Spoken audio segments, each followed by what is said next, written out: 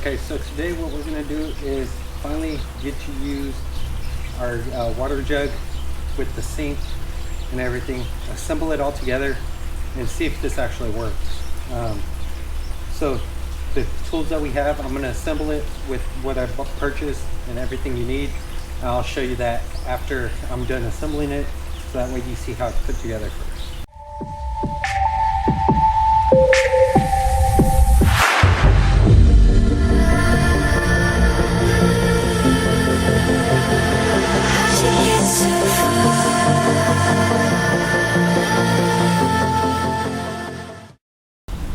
Okay, so the items you're going to need, of course, is a bike pump.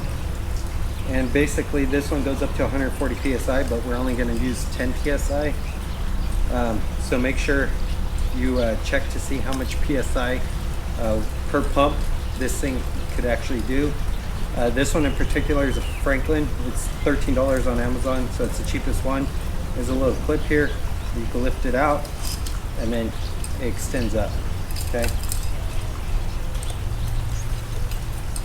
And then of course you need your water jug, which we already performed that change to. Another thing that this comes with is your fitting. This goes to the sink end of it, and this goes to your tank. So let's install this first. So first of all, you take off the nut. It's almost like a rubbery type of material. You put that in here, and you put your flange nut at the bottom. Tighten it all down. So the flange nut countersinks up, and then as you can see, everything's fine. You take this end, the smaller end, and you put it onto your sink faucet. Maybe some channel locks or something, or a right size wrench, and tighten it, give it a snug little twist to make sure everything is snug and nothing's gonna leak. Don't over tighten it because it does have a rubber seal. And then from there, you're going to take your water jug right here, take off your pressure cap, and then attach this end to the bottom. Okay. You hold the fitting when tightening it because it will twist on you. And then you take your pump and you put this onto the valve stem. And once you push it onto the valve stem, you're going to cam it over so it stays locked. Okay. What you end up having is your drains. Okay. So this comes with it. These two come with the sink. I put a pull tie on it so that way this and this stay together. So basically you unscrew it. Okay, and then you take one washer off, set it on top, push it down, take this one, put it underneath, and then put your nut at the bottom of it to seal it. Once you got that hand tight, what you want to do is, of course, put on the other one, but tighten this portion up. Remember, it doesn't need to be real tight, just real lightweight. Here's the setup here. This is what you have. Once you unscrew it, it's this piece, and then it's this is the drain system. You loosen this up and put it on, and then you tighten this. Make sure it's hand tight because this will strip really easily. And then you have your drain stop with your filter or your catch. This could all be taken out. So you have this piece, and then you get this section. This I had to purchase separately. This is bilge pump hose. Okay, and I used a 1/2 inch T from a PVC fitting. That's what it is. I shaved off some of the rough edges. I don't get no leaks. Doesn't matter, it's a drain, but you want to keep it away from the floor because you're gonna have your pump and everything there. Then what I bought was these little butterfly hose clamps. Okay, make sure it's the size that you need for this. I believe these are 1.25 inches. And what you do is you loosen these up, tighten this end up. Okay, so this is what it'll look like. These things do extend, so they are flexible, so that way you could put this out further. Okay, and then this accordions back up. And the reason why I'm running these and not keeping it all together is so that way I could store it in each one of these sink areas so I don't lose them. I keep extra ones of these on hand, but this will be plumbed out to the back with this hanging, and then this attached to the sinks. And then of course you have your tops, so that way you can still utilize it and cook on it or chop up stuff, whatever it is you want to use this table for. But let's get into it and actually make it work. To open up the valves all the way, and the valve down here, and then pump it. So you got to remember, if your tank's not full, it has to fill up the whole chamber, so one pump's not going to do it. You got to keep that in mind. It has to fill the volume up, right?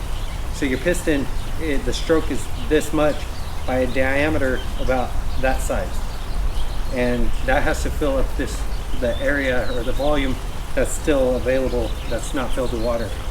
So I have about halfway filled with water in the tank, and so as you can see, I'll sit here and pump it and nothing's happening, and then now you got water.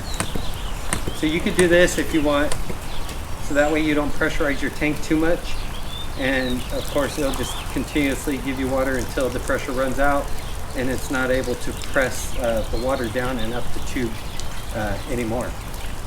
So I don't have the drains hooked up right now, so that's why you see it kind of leaking everywhere. Another way is you turn off your faucet and then you pump it up.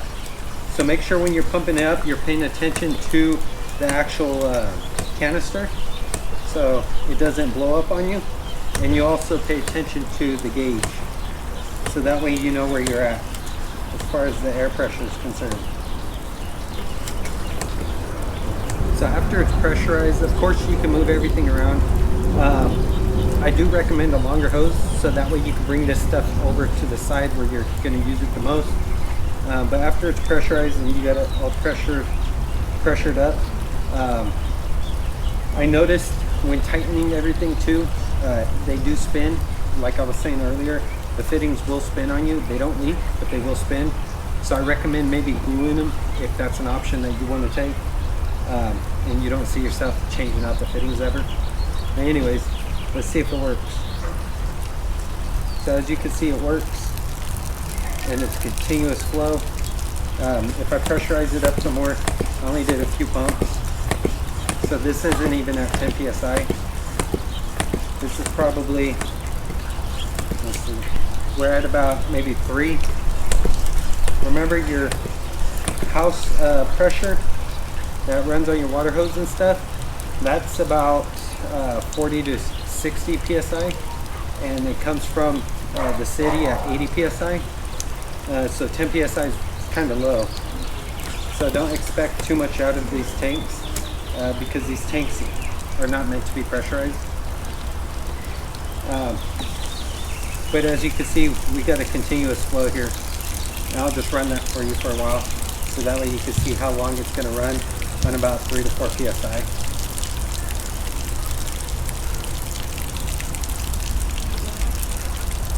As you can tell, it's going to start dropping off as it loses pressure. But I mean, for washing your sink stuff off, I mean, that's all you need. Especially when you're camping, you don't want to use too much water.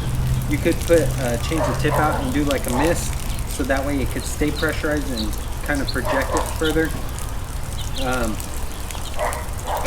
Another thing that I would recommend is, if you really want to get this stuff pressurized as far as your feed to the faucet, I would recommend a bilge pump if you don't mind carrying a battery pack around with you.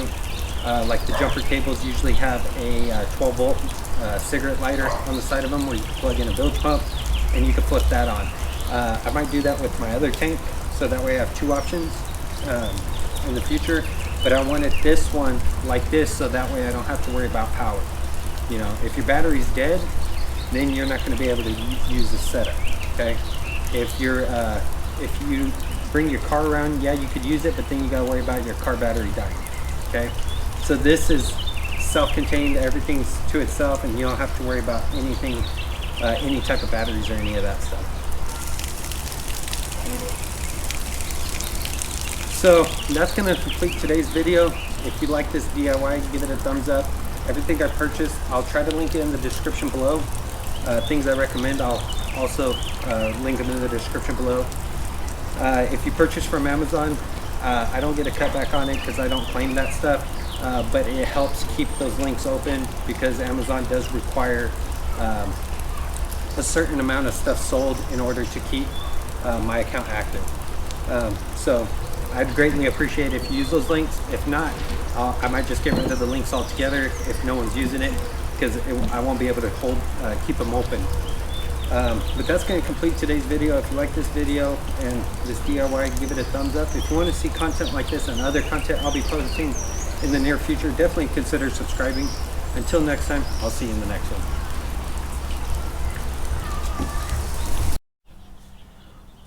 What is up, YouTube? So today what we want to do is pressurize this military gas can. So this isn't the Scepter. This one here is the LCI version. They're basically identical. Some people say the threads are a little different here, but who knows. The thickness is really thick, so it's a decent thickness wall. The lids are also heavy duty, so I don't care. Scepters are going to run you, for a Scepter like this, it's going to be about like 60 bucks. This LCI version only runs $28. I mean, it is what it is. But what we're going to do here is pressurize this tank, so that way we could run either a shower or we could run a sink on this. And I'll show you how it comes out once it's done. Okay, so let me go over the parts that you're gonna need. Okay, so the sink itself, it comes with these for drains. So what I want to do is I'm going to tee these together and create a drain tube into one, so that way we have one spout going out and further away from the actual sink. So these two go with this, and you're going to want a 1/2 inch tee without the snub. If you have this nub, you're going to have to grind it. Okay, and what you're going to do is you're going to connect these here and then run the spout that's going out here, and then run that out to your yard or wherever you're camping. So that's pretty self-explanatory here. This is bilge pump pipe. So I mean, depending on what yours comes with, I won't specify all this stuff. You're gonna have to take measurements on your own drain stuff. Okay, what came here for is this end of it. Okay, so what I did was I bought a tire valve. Basically what we're gonna do is drill it out to fit in here. Okay, and then this goes to the sink. So this is, I believe, 3/8 and 3/8 or 1/2 inch on the sink end of it, and this is 3/4 pipe thread.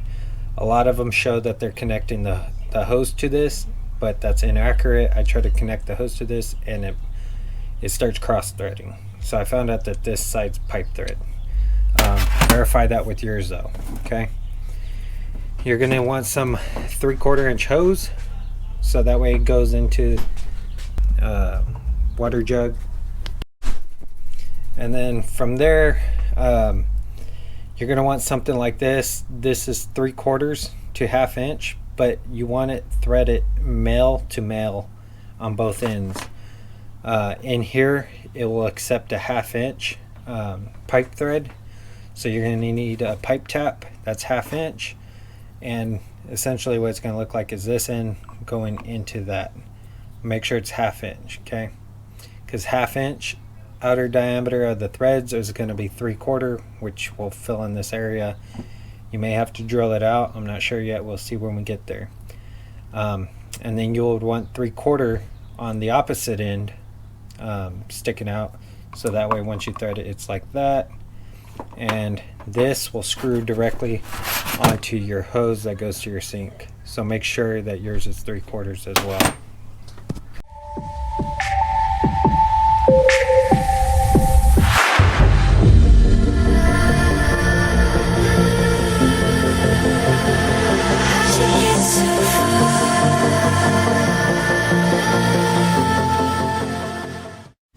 Okay, so what I ended up doing was taking the tap, taking it all the way down flush on one side, flipping it over and going the opposite side, so that way I could put a fitting on both sides.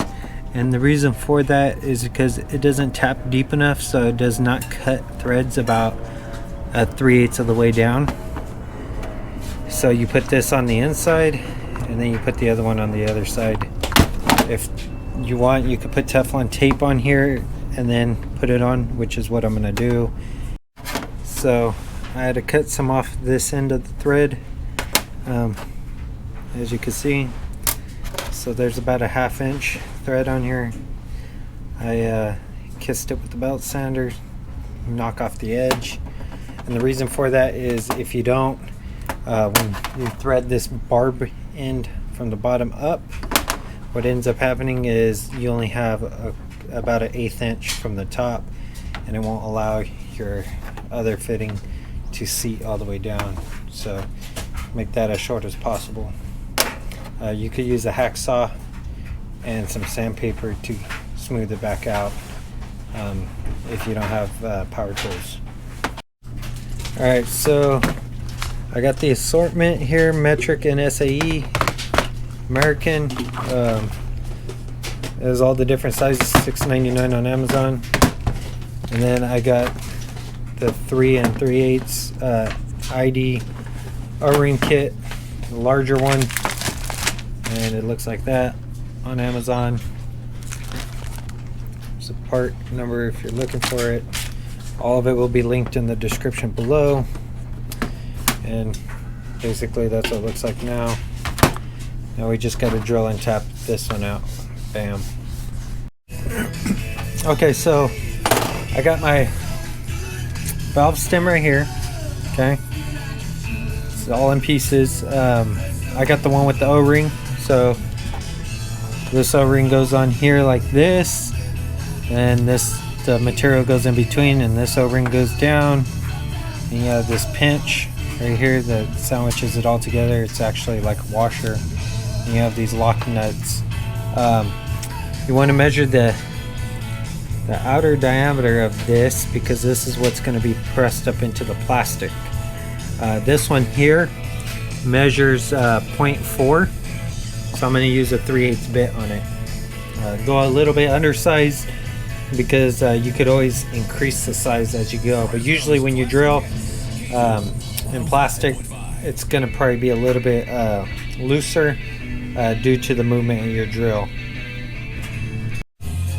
Okay, so as you can see, I screwed the pooch and I drilled too high. I was aiming for the top, but if you could see right there, it's way too close to the edge right there. So I came down a little bit. Just a reminder, you want to try to keep it up above this, just so no water comes out of it. For the most part, it should be fine. The higher up, the better. It should look like that. Okay. I lined it up with this straight across. But now I gotta glue that shut. No big deal, just a minor setback. Alright, so I'm coming out with a different approach to this tank since I've last went to Home Depot. Same concept and stuff, just I found a few items that should make it a lot easier to do, especially cut cost down, since this was, you know, a couple, like $5 or $6, whatever it was, because it's aluminum. I'm not a fan of the exposed aluminum because I don't want to deal with the issues that potentially come with aluminum. I'd rather keep it plastic. I couldn't find these fittings And the reason why I couldn't find any of these fittings is because I was searching with NPT, which is National Pipe Thread, and if you search that, it's hard to find any type of pipe threaded fittings that are not metal. So what it turned out to be was you have to search MNPT, which is what this tag says, and what that means is it's a male national pipe thread. If you're looking for the female, FNPT, female national pipe thread. Okay, pipe threading tapers, so it starts off small here and tapers larger as you get closer to this area. This one is 1/2 inch by 3/4, so we're staying the same. I did order a stainless steel one because I didn't find these, and the reason why I didn't find them at Home Depot is, of course, it's a MNPT, which of course I couldn't find it online, but it's it was in the sprinkler section. All this stuff was in the sprinkler section. Go figure. So after looking at this a little bit further, I realized it's aluminum and not plastic, of course, because I cut through it. It felt harder. I thought it was just like a Delrin or something, a little bit denser plastic, but it turns out that it's aluminum with the coating on it. So I don't know about this coating, and the reason why I say I don't know what this coating is made out of is because you want to stay away from lead stuff. So if you buy brass fittings, make sure they say lead free. If you buy plastic fittings, make sure they're BPA free. Okay, I don't know about the sprinkler stuff, but I'm going to take a chance on it. I'll do some more research, but here's what I got. So of course this is 1/2 inch to 3/4, and then I bought this hose. So instead of doing what I originally was going to do with this hose here, slipping it over on that barb, I found this hose that was in the garden, or not the garden, but the sprinkler section. It goes from 1/2 inch to, I think it's like 3/4, no, it's like 3/8 or something hose. So what you want to end up doing, as you can see, it's hose. So let me show you what it looks like. It's made by Orbit. Okay, so it's 1/2 inch MNPT male pipe thread, and then it's 18 inches long, and it's called the Flex hose if you're interested in it. But what I'm going to end up doing is keeping this end on, and then this end I'm just going to chop off and get rid of the sheathing so nothing could start growing underneath if it decides to get algae or any type of mold. You know, at least I'll be able to see it really easily. So I'm going to get rid of this and just cut this end off and thread it on directly in there, and then that should fit into our jug.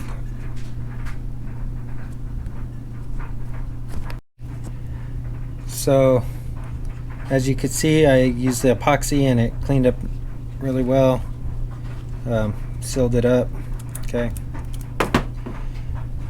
so what I found out, let me set this down, in working in this area, so